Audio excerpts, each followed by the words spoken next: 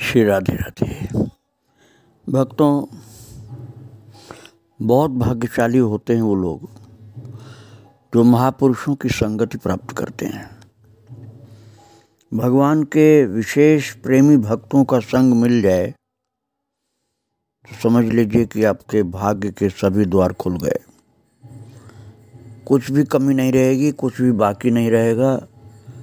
आपको जीवन का संपूर्ण लक्ष्य प्राप्त हो जाएगा। और महापुरुषों की सेवा भावपूर्वक, निष्ठापूर्वक, निष्कपटपूर्वक, निश्चल होकर के बहुत प्रेम से कोई करता है तो महापुरुषों की भी कृपा होती है और भगवान की भी कृपा होती है। आप घनश्याम जी का चरित्र श्रवण कर रहे थे भक्तों। वो ऐसे ही भाग्यशाली थे कि संपूर्ण विश्व की एक अद्भुत विभूति थे जो श्री हनुमान प्रसाद जी पोद्दार जी महाराज। उनकी कृपा प्राप्त थी घनश्याम दास जी को। और ये भी देखिए कि अपने गुरुदेव बालकृष्ण दास जी को भी भाई जी से मिलाया। भाई जी उन दिनों प्रवचन करना बंद कर दिए थे, 70 की बात है। लेकिन घनश्याम दास जी ने कहा कि मेरे गुरुदेव तो आपसे ही कुछ सुनने आए हैं, आप कृपा करके कुछ सुना दीजिए। तो गुरुदेव घनश्याम दास जी के थे, लेकिन घनश्याम दास जी बड़े लाडले थे भाई जी के, इसलिए भाई जी ने प्रवचन किया था थोड़ी देर। और यही बालकृष्ण दास जी का प्रथम मिलन था भाई जी से, और यही अंतिम मिलन भी था। 70 में आए थे वो मिलने के लिए भाई जी से, और सन 1971 में भाई जी निकुंज गमन कर गए। इसलिए बाद में फिर मिलने का अवसर नहीं मिला। और उनके निकुंज गमन की पूर्वानुभूति श्री बालकृष्ण दास जी को श्रीधाम वृंदावन में ही हो गई थी कि अब थोड़े दिन बाद भाई जी को जाना है निकुंज गमन अर्थात भगवत धाम। और भक्तों,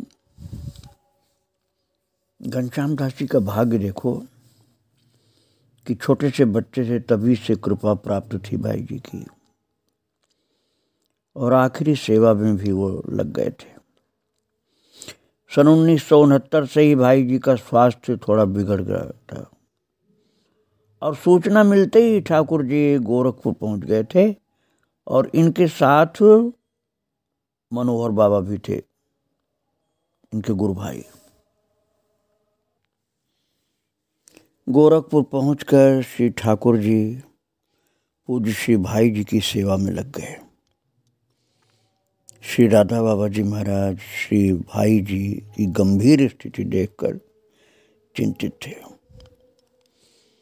क्योंकि भक्तों भाई जी ने बहुत लोगों का दुख अपने ऊपर ले लिया था, और उसके कारण से शरीर की अवस्था बिगड़ रही थी। भाई जी के महाप्रस्थान का पूर्वाभास भी राधा बाबा को हो गया था, और भाई जी का अंतिम समय जान करके राधा बाबा ने अपनी समस्त पूजा पाठ नियम सब विसर्जन कर दिया। इसके एकमात्र साक्षी थे श्री ठाकुर जी।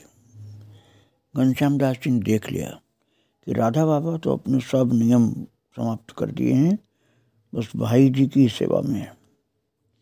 श्री ठाकुर जी पूज्य बाबा की कुटिया के बाहर खड़े थे। उन्होंने देखा कि बाबा अपनी पूजा की चौकी पर शांत भाव से जाकर के बैठ गए। अपने दोनों हाथों को जोड़कर पुष्पांजलि की मुद्रा बनाई तथा अपने पूजा पाठ के समस्त बाह्य अंगों नियमों को सदा सदा के लिए विसर्जित कर दिया। उसके बाद उन्होंने स्नान किया तथा नूतन वस्त्र पहने। भक्तों, मैं आपको पहले सुना चुका हूँ कि राधा बाबा को भाई जी ने सेवा दी थी कि माता रामदेई की सेवा वही करेंगे, और राधा बाबा को अपने कर्तव्य का पूरा ज्ञान था, इसलिए बाहरी सारी पूजाएं सब उन्होंने बंद कर दी, केवल आंतरिक पूजा उनकी चलती रही और वो भाई जी की सेवा और बाद में माता की सेवा के लिए समर्पित हो गए। राधा बाबा जी अभी अपनी कुटिया में ही विराजमान थे। अभी इसी बीच ठाकुर जी थोड़ी देर के लिए अपनी कुटिया में आ गए। कुछ देर बाद राधा बाबा शीघ्रता से भाई जी के कक्ष की ओर गए और इधर अपनी कुटिया में बैठे बैठे ठाकुर जी को भी अचानक प्रेरणा हुई और वो भी शीघ्रता से उठकर पावन कक्ष में पहुंच गए। कुछ ही क्षणों में भाई जी ने दीर्घ श्वास के साथ अपनी प्राकृत लीला संवरण कर ली। श्री ठाकुर जी को पूज्य भाई जी के जाने से बहुत आघात लगा।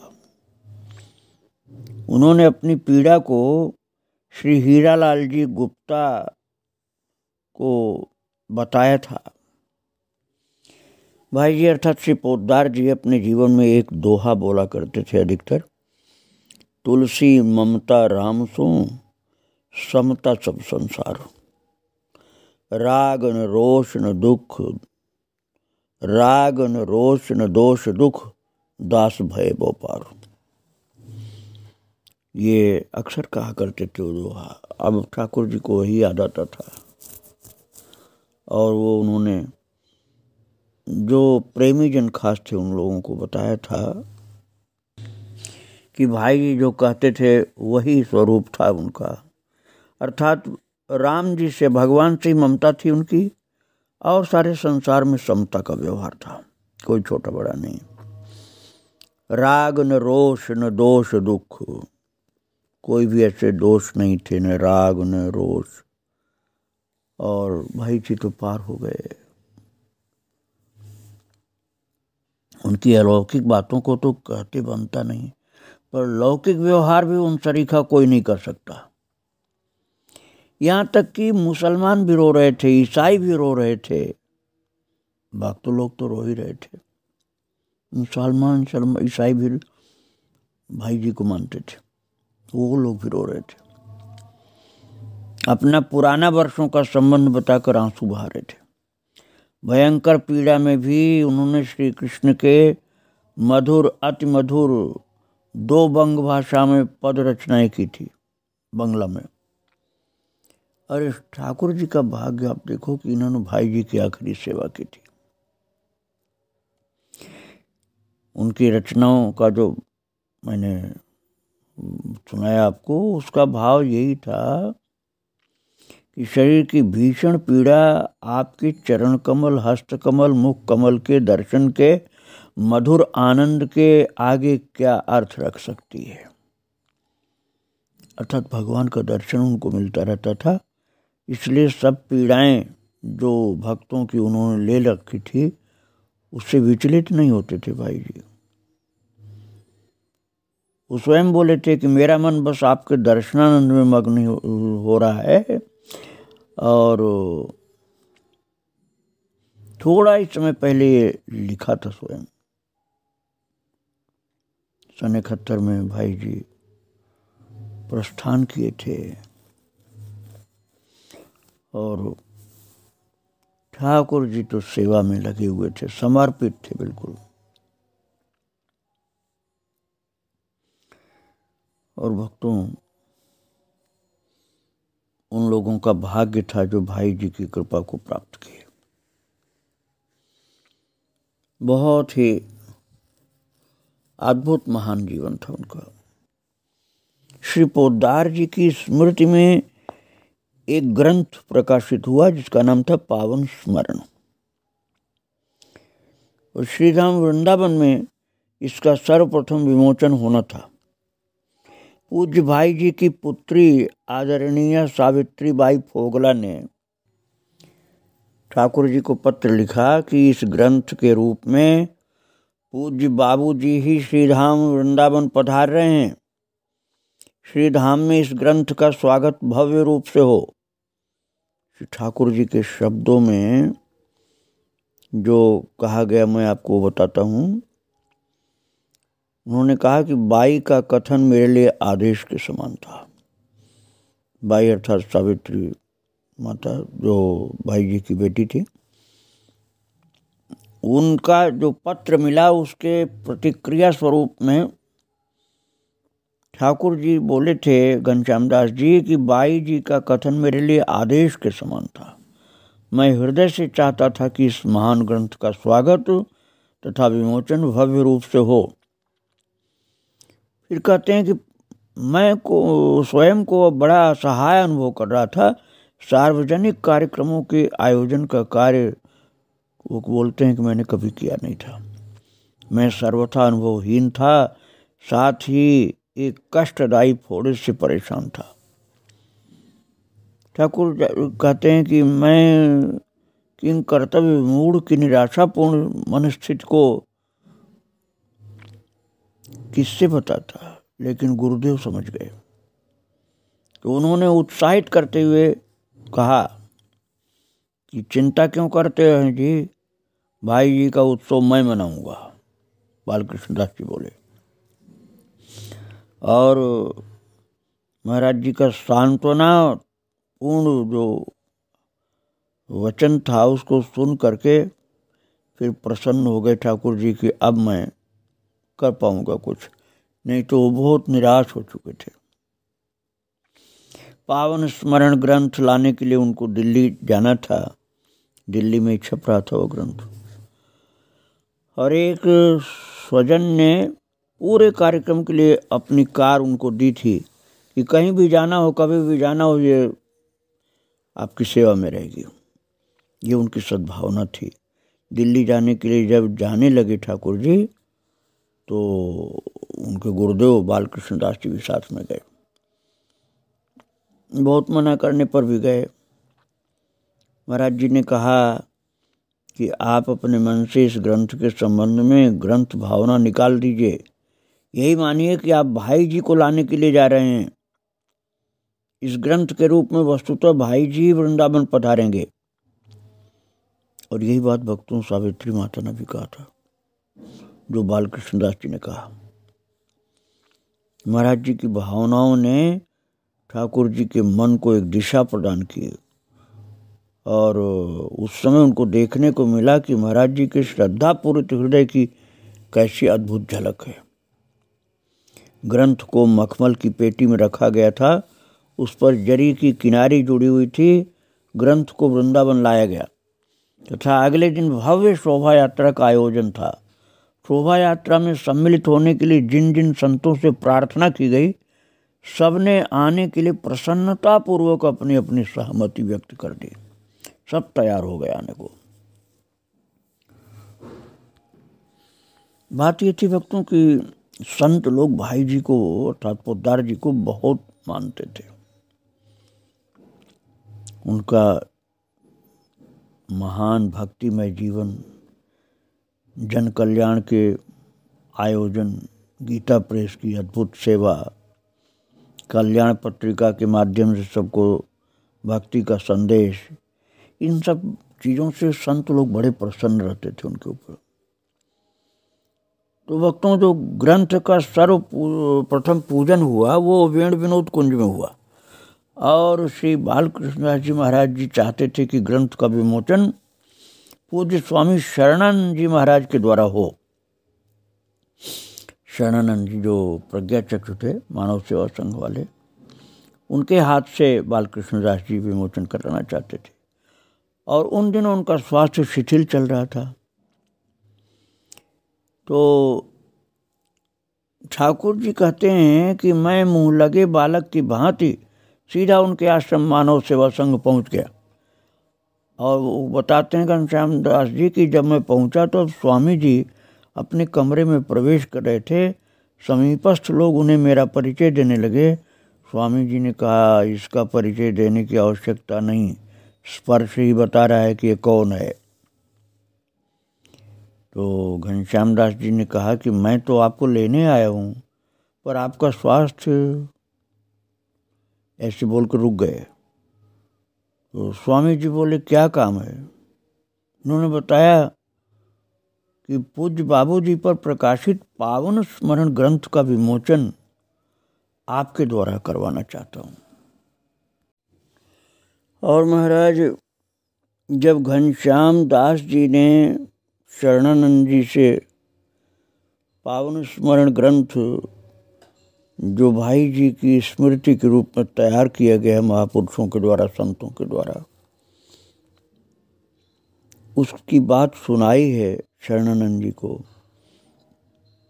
तो श्री पोद्दार जी का नाम सुनते ही श्री शरणानंद जी महाराज गदगद हो उठे।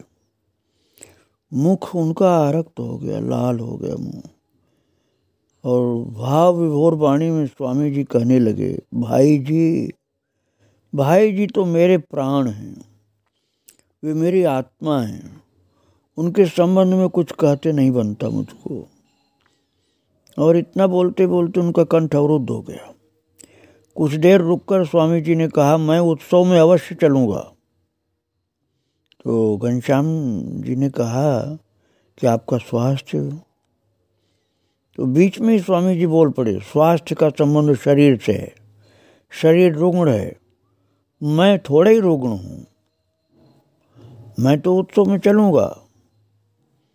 और शरणानंद जी बोले कि मैं भाई जी के उत्सव में अवश्य चलूँगा। शरणानंद जी एक बहुत महान संत थे, बिल्कुल अशिक्षित थे, लेकिन ज्ञान की उच्च कोटि की बातें उनके हृदय में प्रकट होती थी।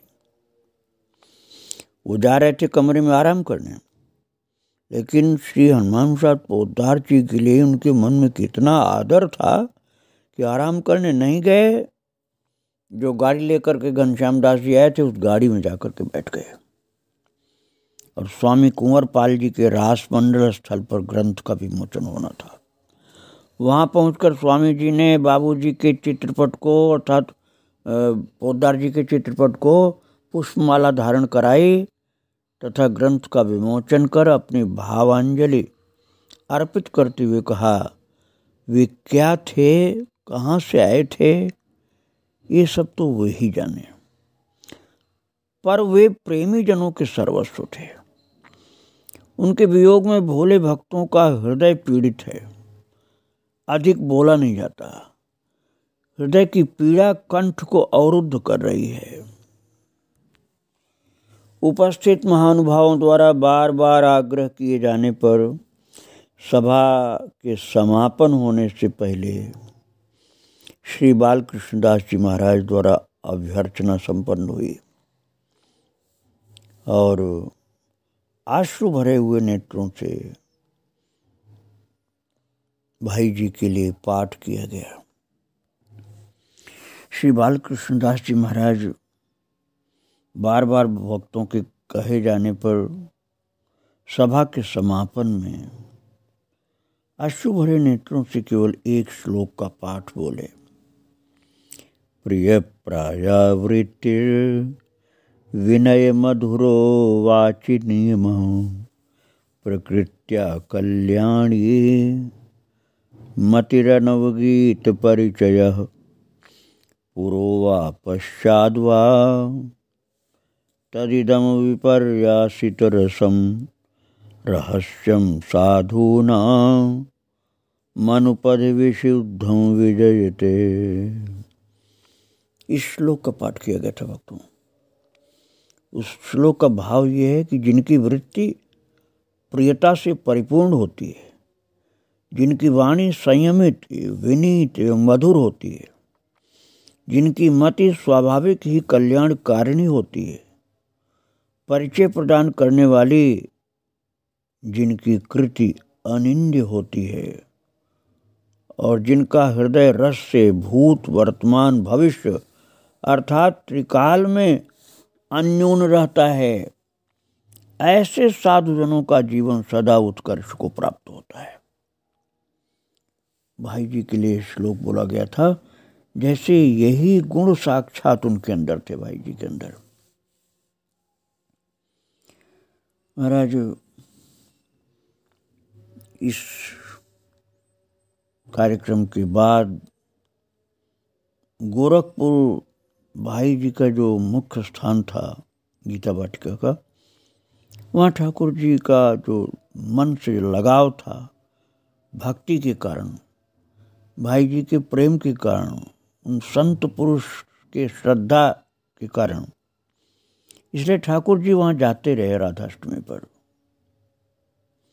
और भाई जी को तिरोधान के बाद वाटिका में गहरा अभाव जो व्याप्त हो गया था, उस अभाव को दूर करने का प्रयास करते रहे। और बाबा, राधा बाबा भी अंतर्मुखी हो गए। उसके बाद बोलना चाहना लगभग बंद कर दिया। सन 75 से पूज्य महाराज जी भी लगभग प्रतिवर्ष ही राधा जन्माष्टमी के अवसर पर ठाकुर जी के साथ गीता वाटिका गोरखपुर जाने लगे, राधाष्टमी के अवसर पर। और उस अवसर पर पूज्य राधा बाबा एवं महाराज जी अर्थात बालकृष्ण दास जी के मध्य रसपूर्ण चर्चाएं होती थी। इस प्रकार की रस गोष्ठी प्राय प्रतिवर्ष ही होती थी। और भक्तों, सन 1975 के श्री राधाष्टमी महोत्सव पर विविध कार्यक्रम हुए। आश्विन कृष्ण द्वादशी तिथि को पूज्य भाई जी के जन्म दिवस तक महाराज जी वहाँ पर रुके, बालकृष्ण दास जी। इस अवसर पर एक गोष्ठी का आयोजन हुआ, जिसमें अनेक संतों एवं विद्वानों के भाषण हुए। भाई जी के प्रेम पूर्ण जीवन पर प्रकाश डालते हुए श्री बालकृष्ण दास जी महाराज ने कहा, श्री भाई जी का अर्थ है श्री राधा माधव की प्रीति। श्री भाई जी के जन्मोत्सव मनाने का अर्थ है श्री राधा माधव की प्रीति का विजय उत्सव। प्रिया प्रियतम के निज निकुंज की कोई सखी कभी कभी हमें उस दिव्य निकुंज देश की सुषमा का संकेत कर जाती है। उस दिव्य वृंदावन में अनेक निकुंज हैं। एक सखी एक निकुंज से दूसरे निकुंज में प्रवेश कर रही है। दूसरे निकुंज में प्रवेश करने के पूर्व वह एक क्षण के लिए ठहर गई। वह एक क्षण की अवधि ही श्री पोद्दार जी की जीवन की अवधि थी। ये रहस्य की बात बालकृष्ण दास जी ने बताई थी भक्तों। उन्होंने कहा, उनके आगमन और गमन के मध्य का समय, उनके आविर्भाव एवं तिरोभाव के मध्य के 80 वर्ष की वह जीवनावधि ही लीला निकुंजीय देश का वो क्षण है। श्री भाई जी की दृष्टि के साथ दृष्टि मिला लेने पर हमारी दृष्टि में भी वैसे ही दिव्य युगल श्री प्रिया प्रियतम उद्भासित होने लगेंगे। महाराज बहुत रसिक थे, बहुत ही ज्ञानी महापुरुष, सच्चे भक्त, उच्च कोटि के थे बालकृष्ण दास जी। उन्होंने ये बातें भाई जी के लिए कही थी।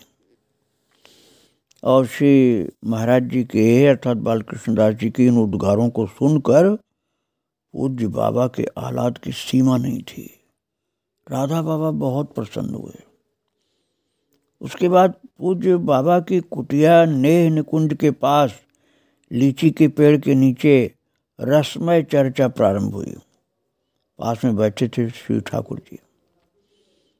राधा बाबा ने मंद और मृदुल स्वर में अपनी स्फुरना को व्यक्त करते हुए ठाकुर जी से कहा, ठाकुर महाराज जी से कुछ सुनाने के लिए कहो ना। तो ठाकुर जी ने मुस्कुराते हुए निवेदन किया, बाबा ये तो बड़ी सुंदर बात है। पूज्य बाबा की रुचि को सदैव सम्मान देने वाले ठाकुर जी की पूज्य महाराज जी की आपस में संकेतों के रूप में कुछ बातचीत हुई। और फिर महाराज जी अर्थात बालकृष्ण दास जी ने अपने भाव सुमन अर्पित किए। और इसके बाद बालकृष्ण दास जी ने ये अपनी अभिलाषा व्यक्त की कि पूज्य राधा बाबा के मुख से भी कुछ सुनने को मिले।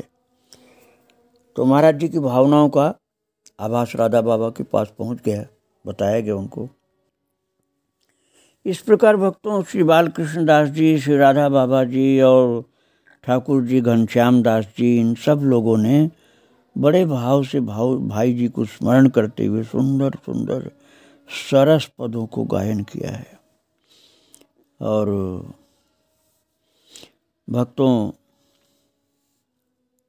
भाव गोष्ठी के संपन्न होने के बाद 4 अक्टूबर 1975 को पूज्य महाराज श्री ठाकुर जी के साथ कार द्वारा वाराणसी चले गए और फिर वाराणसी से वृंदावन आ गए। ये मैंने इन महापुरुषों के दिव्य उत्सव की बात आपको सुनाई। आगे के चरित्र की बातों को अब फिर सुनेंगे। आज इनको प्रणाम करके यहीं विराम दे रहा हूँ। श्री राधे राधे। जय श्री राधे राधे।